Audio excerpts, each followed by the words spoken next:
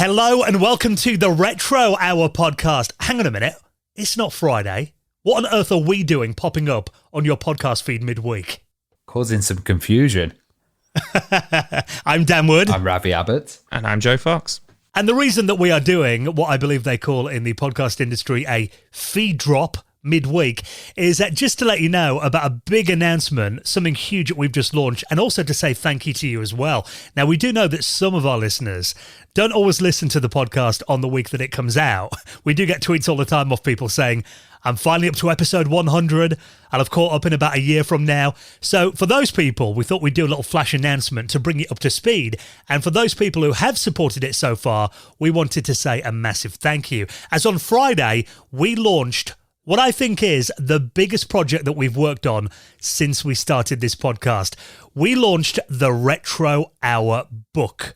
Now, you can get this on Kickstarter right now. It is running for the next 25 days or so at the time that this episode drops. So you can get it by going to our Kickstarter page. A link will be in the show notes, or you'll find it on the front page of our website at theretrohour.com if you want to support it. And I tell you what, it's been doing fantastically. Like, we're nearly 50% on our goal, and that's crazy. And just thanks so much to the people that have backed us. 240 backers already.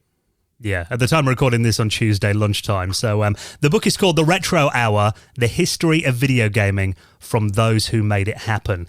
Now, the idea is that we wanted it to be a real celebration of this podcast because, we've done this for over 7 years now, and we've interviewed over 350 people for this show. But the thing is, if I don't know, I hope this doesn't happen, guys, but if we get to 10 years and we'd be like, right, we've kind of done it all now, we're finishing the show, we're closing down the website and all that, and if the shows went offline one day, Elon Musk might replace the internet. You never know. Exactly, yeah. We might not be on the Muskaverse. So that's the thing. Because it's on a cloud server, we know they're shut down. We don't want this history to be lost. But we thought if we put it down on paper in a physical book, not only is that a nice little keepsake, a nice momentum, and a nice celebration of all this hard work that we've put in over the last 7 years, but also, we think that thing might be in libraries in 100 years' time.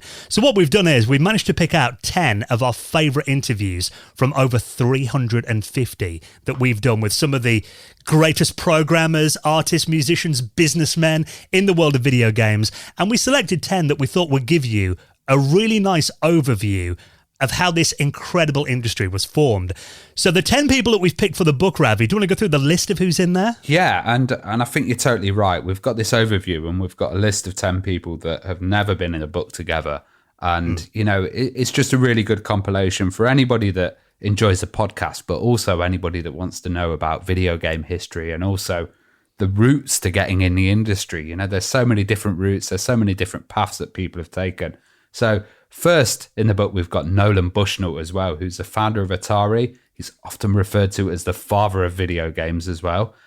We've got Dominic Diamond, who was a host of a UK gaming TV show called Games Master, which was really good. It was like early esports and lots of tongue-in-cheek humor on that one. Essential viewing back in the day. Totally, yeah. We've got David Perry as well, founder of Shiny Entertainment, and he was known for those amazing Disney ports of like Aladdin and Cool Spot, and also Earthworm Jim, which was just such a groundbreaking game. Jeff Minter as well, the Yak himself. He's from Llamasoft, the founder of Llamasoft, and he's one of Britain's kind of oddest and longest running developers. His games are always very special and unique.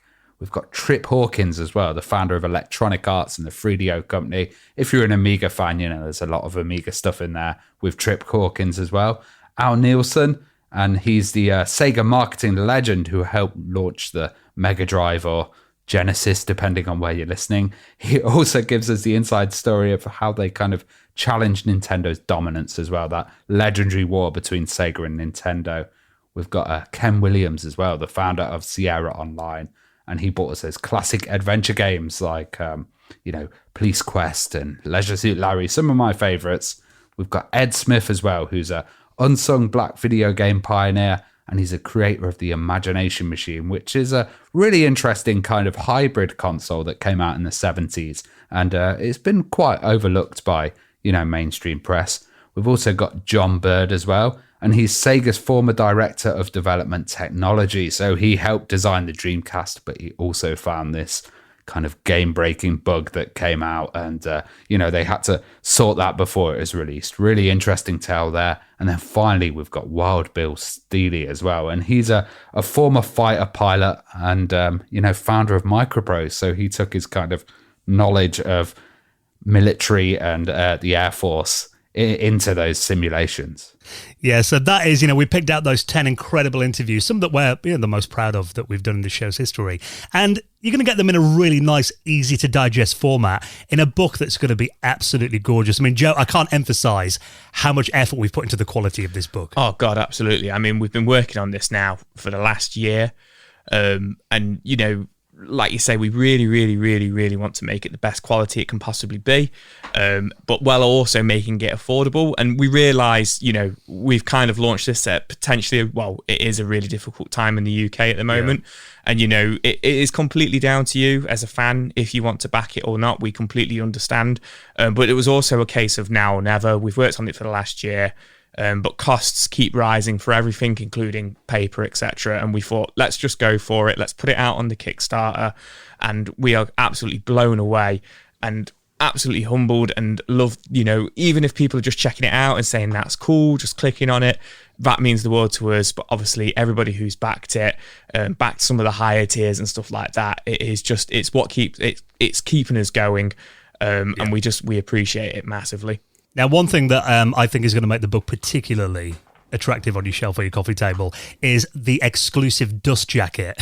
You got to tell us about this, Ravi, because I can't believe we've got this. Yeah, so this is a dust jacket, and this is really going to make the book. The images that we have on the site at the moment are the hardback version, and we're going to have a dust jacket. And this dust jacket is done by the amazing artist David Rowe. Now, David Rowe has a great history with video games. He did the front cover of Populous, which is just absolutely legendary. He also did the backgrounds for this TV show called Nightmare that we had in the UK, which was a really trippy kind of TV show where kids put on a VR helmet and walked around. But also he did the art for James Pond. So this is going to be an exclusive custom design cover, and it's going to be airbrushed as well, which gives it that, real old school quality look.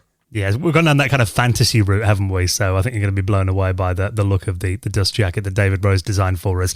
And also the interviews in the book. I mean, we're going to be expanding them all as well. So there's going to be additional commentary, information, box outs, and loads of images too. Now, pretty much every page of the book is going to feature full colour pictures and photographs. And we've worked with some independent photographers to license images. We've actually hired some to take new pictures exclusively for the book, and a big portion of the Kickstarter fund that we raise is dedicated to licensing images for the book as well. And between all these interviews, we're going to have 10 additional exclusive features, and also we've got some stretch goals that hopefully we're going to launch soon, where we're looking at maybe 2 or 3 or maybe more exclusive interviews that you won't have heard before. Yeah, totally. These exclusive interviews are all developers, and I just can't wait to announce them. We've got some of the top names in the world that we're going to be putting in there. Now, we've worked with an incredible team on this as well. Obviously, us guys are involved, me, Ravi and Joe. And we've also worked with Simon Busby. He's worked in the design and layout and editorial industry for over 10 years. Very well-established editor, and he's really helped us shape this book as well. We've got David Rowe doing the dust jacket, and the foreword is actually written by retro gamer journalist Paul Drury. So that's our team, and we're really proud, and I think it works really well having everyone involved in this. And some people have been asking about the distribution, because obviously with Britain leaving the EU, they're asking, will there be import duties? Is it going to cost more? We've actually made a big effort to make it the delivery cost as low as possible for everyone, haven't we? Yeah, so a lot of people worrying about getting stung with high customs charges and stuff with stuff coming out of the UK. We're actually going to be distributing from Europe for Europe and the rest of the world. So if you're in those regions, then you won't get the IOSS charge. In the UK, we're going to be distributing internally as well. So we're trying to keep it as cheap for people as possible, and to make sure they're not going to get stung by these custom charges. Yeah, so if you get if you're in the EU, you're going to actually get a book that's printed in the EU, and they're going to be distributed by a professional book distributor who's got years of experience. They're going to be packaged safely and securely and arrive to you in really good condition. And for those who can pay a bit more, I mean, we've tried to, like we said, the cost of paper and everything is ridiculous right now. So we've done it for as absolute minimum as we possibly can. We do offer an ebook version, for £15 if you want to get that, £30 for the hardback. And for those who can pay a little bit more, we've got some amazing rewards as well, including from our friends at Wavem Studios, the Amiga Alive and Kicking documentary, which is actually you and me featuring this documentary, Ravi. It was kind of a celebration of Amiga events around the world. It's filmed at all these big shows that have happened over the last few years, exploring new and classic retro Amiga computers and hardware and game developments, and interviews with Amigans who still have their machine more than 35 years after they were last on sale. Wavem Studios have also donated Cosmic Force, which is a recent C64 game, a bit like Galaxian or Galaga or Defender, so you can play that on real hardware if you copy it to an SD card or a floppy disk. We've also got Retro Hour t-shirts. One of my favourites is the Retro Ronnie mascot PC case badge. So a little character in the Retro Hour logo. You can get a high-quality 3D gel case badge for your old school PC. Glam up your old Amiga, your Atari ST even, your Mac, whatever, with one of these incredible case badges. Free entry to the Retro Computer Museum in Leicester, thanks to our friends down there, which is one of my favourite places to go. You get real hands-on with all of their exhibits. It's not all hidden away behind cabinets or anything. And I think my favourite reward is, and I know you're hyped about this one, Ravi, that we're going to be doing an exclusive Retro Hour episode that will never be released anywhere else, only on an audio cassette tape. Yeah, you're gonna have to dig out your cassette players for this one, but yeah, this looks really awesome, and happily we're seeing quite a few people back that as well, so that's going to be really good fun to have. So I think I speak for the rest of us, guys, and just want to say a massive thank you from the bottom of our hearts. We know it's a tough time right now, but to everyone who's backed us so far and is helping to make this project a reality, thank you so, so much. And it is running on Kickstarter, the Retro Hour, the history of video games, from those that made it happen until the start of December for the next 25 days or so. So if you can support it and you'd like to, you'll find the link in this episode's description, or it's on the front page of our website at theretrohour.com. A normal service is resumed. We'll see you again on Friday.